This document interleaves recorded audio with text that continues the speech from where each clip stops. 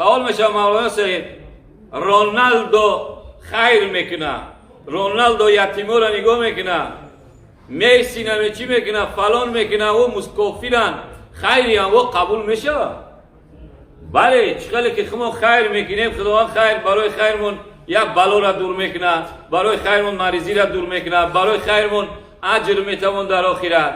او را در همین دنیا یا بلا را از سرشون دور میکنه، خیرشون چقدر که یک میتیم 10 میگیریم، او را یک میتن در عوض 10 میگیرن.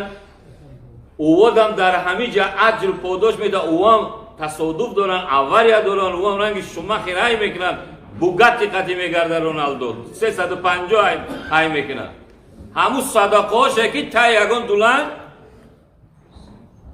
ما که صدقه نداریم ولازل خدمه رو سیب میکنم طلباس میکنم.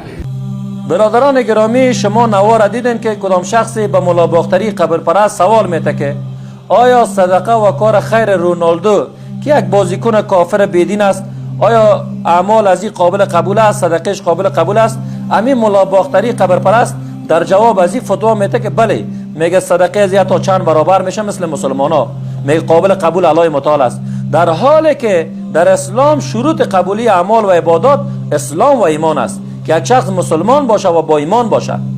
یعنی اگر شخص کافر باشه، مشرک باشه، اگر شب و روز تماما مکاتب و مدارس و مساجد هر آن چیزی که هست بنا بکنه، آباد بکنه، برای مسلمان ها خدمت بکنه، یعنی این عمل خوب گفته نمیتونی و این هرگز گفته نمیتونی که چی است، کار خیر است، کار صدقه است و الله متعال را قبول میکنه.